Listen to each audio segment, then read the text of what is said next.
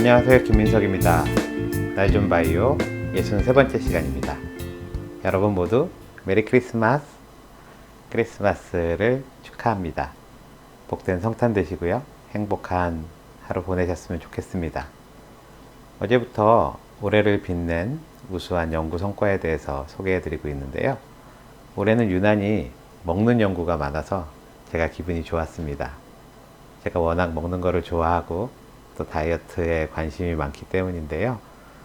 구글 트렌드라고 해서 미국 사람들이 어디를 검색을 많이 하나 하는 그런, 우리로 치면 실시간 검색 순위 이런 거에 이제 연간 통계를 보더라도요, 올해 다이어트에 관한 게 상당히 많았고, 특히 제가 지금 하고 있는 간헐적 단식 이거에 대한 검색량이 상당히 많았다는 걸 보면요, 미국 사람들이 다이어트하고 비만에 관심이 많은 것 같습니다.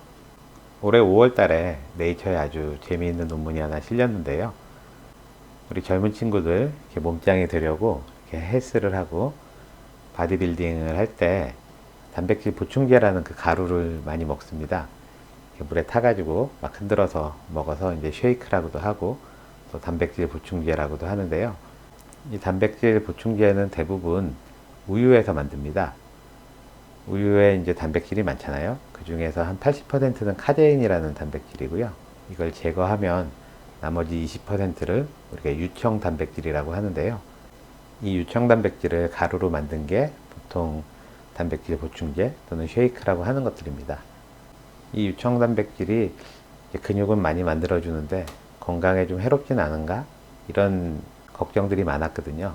이번 5월 달에 네이처 논문을 보면 조금 걱정이 되긴 합니다. 물론 쥐에서 한 실험이긴 하지만요, 쥐하고 사람하고 먹는 거나 수명 연구 같은 걸 보면 상당히 일치하는 부분이 많기 때문에 아마 네이처에서도 이 논문을 채택을 한 것 같고요. 단백질은 기본적으로 20가지 아미노산이 조합돼서 만들어지는데요. 이 유청 단백질에는 특히 3가지 아미노산이 많습니다. BC 아미노산이라고 하는 것들인데요. 옆으로 격가지가 쳐져 있는 그런 아미노산입니다. 모두 3가지가 있는데요. 류신, 아이소류신, 발린이라는 3가지입니다. 그런데 이 3가지 아미노산이 많은 사람들, 그러니까 이런 걸 많이 먹어서 혈중 농도가 올라간 사람들은 비만인 사람이 많고 또 2형 당뇨병에 많이 걸린다, 이런 연구들이 쭉 있었거든요. 그래서 이제 이게 왜 그런가 여러 가지 연구들을 했는데요.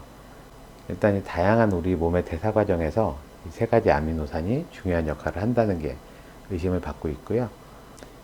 단백질 보충제를 오랫동안 복용을 하게 되면 뭔가 좀 기분이 다운이 되고 가끔가다 이렇게 폭식을 하는 일들이 생기거든요. 그게 왜 생기는지 이번 실험에서 알아냈다고 볼 수 있겠습니다.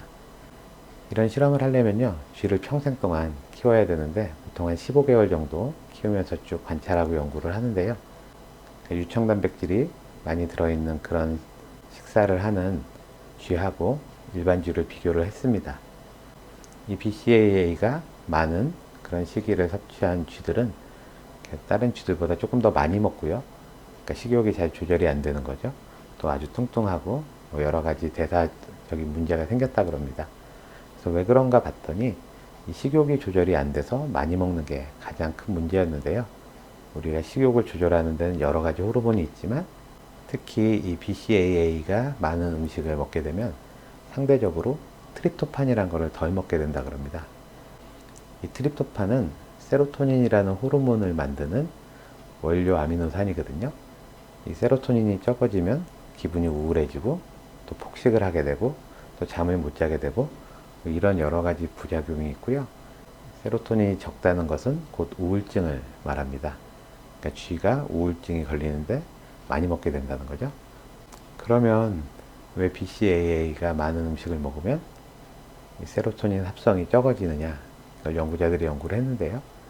우리가 트립토판을 먹으면 흡수가 돼서 피를 타고 돌잖아요. 근데 이게 세로토닌으로 만들어지는 장소는 바로 뇌입니다. 근데 피에서 뇌로 넘어가려면 BBB라고 해서 뇌, 혈관, 장벽, 이걸 넘어가야 되거든요. 그래서 아무거나 넘어갈 수 있는 건 아니고요. 특정한 배를 타고 이렇게 넘어가게 되는데 이 트립토판이 배를 타려고 그러는데 BCAA가 같이 그 같은 배를 공유를 합니다. 그러니까 BCAA가 혈중에 많으면 BCAA가 먼저 배를 타고 뇌로 건너가는 거죠. 그러니까 트립토판이 타고 갈 배가 없는 거죠. 그래서 BCAA, 그러니까 이소류신, 발린, 류신이 많은 그런 식사를 하게 되면 트립토판은 우리가 많이 먹더라도 뇌로 잘 가지를 못해서 세로토닌이 적어지고, 이렇게 세로토닌이 적어지면 우울증 증세로 밥을 많이 먹게 되고 잘 안 움직이게 되고, 이런 증상이 나타나서 결국 비만하고 당뇨로 이어진다. 이게 이 논문의 핵심 포인트가 되겠습니다. 우리가 이렇게 근육을 키우는 것도 좋지만 인위적으로 단백질 보충제를 먹는 거는, 아주 단기간 먹는 거는 뭐 큰 문제가 없겠지만 이걸 아주 장복한다는 거는 쥐에서는 매우 위험한 행동이니까요. 단백질 보충제 드시고 계신 분들도 한번 염두에 두시면 좋겠고요. 예전에는 다이어트 연구들이 주로 단백질, 지방, 탄수화물 각각에 대한 연구가 많았는데, 요즘에는 이 세 가지를 복합적으로 섭취했을 때 어떤 영향이 있는지를 주로 연구를 하고 있고요. 여기서 단백질의 역할이 상당히 중요해지고 있습니다.